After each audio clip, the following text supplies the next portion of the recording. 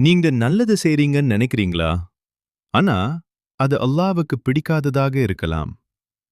நீங்க நம்பிக்கையோடு செய்ற ஒரு விஷயம், உங்க அமல்களையெல்லாம் அழிச்சிட்டு இருக்கலாம். அந்த விஷயம்தான் பித்அத். பித்அத் என்றால், இஸ்லாமில் இல்லாத ஒரு விஷயத்தை புதிதாக சேர்ப்பது. நம்மால் உருவாக்கப்பட்ட புதிய வழிபாடு அல்லது நபியவர்கள் செய்யாத வழி. நபியவர்கள் கூறினார்கள், மதத்தில் புதிதாக சேர்க்கப்படும் ஒவ்வொரு விஷயமும் பித்அத். ஒவ்வொரு பித்அத் வழி தவறுதலாகும்.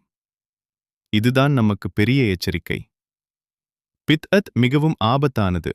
ஏனென்றால் அது நல்லது போல தோன்றும். ஒரு மனிதன் நினைப்பான், நான் நல்லதுதான் செய்கிறேன் என்று. ஆனா, அது நபி வழி இல்லை என்றால் அது ஏற்கப்படாது. சிலர் குறிப்பிட்ட நாள் இல்லாத போதும் ஸ்பெஷல் இபாதத் செய்கிறார்கள். புதிய வழிகளில் திக்ர் செய்கிறார்கள். வழிபாட்டில் மாற்றம் கொண்டு வருகிறார்கள். இது எல்லாம் மெதுவாக நம்மை சுன்னாவிலிருந்து வெளியே தள்ளும். நீங்க யோசிச்சு பாருங்க. நாம் அல்லாவை நேசிக்கிறோம்னா நபி வழியை ஃபாலோ பண்ணணும். ஏனென்றால் சரியான வழி ஏற்கனவே கம்ப்ளீட்டாக கொடுக்கப்பட்டிருக்கிறது. குர்ஆன் நமக்கு முழுமையான வழிகாட்டி. அதிலேயே எல்லாம் இருக்கிறது.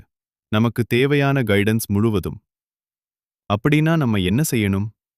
குர்ஆன் பிளஸ் ஹதீஸ் ஃபாலோ பண்ணணும். நபி ஸல்லல்லாஹு வழியை மட்டும் பின்பற்றணும். ஸ்காலர்ஸ் மூலம் சரியான அறிவு கற்றுக்கொள்ளணும். நம்ம செயல் எக்ஸெப்ட் ஆகணும்னா அது சின்சியரிட்டி பிளஸ் சுன்ன இரண்டுமே இருக்கணும்.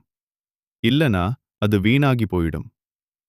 யா அல்லாஹ், நம்மை பித்அத்திலிருந்து காப்பாற்று.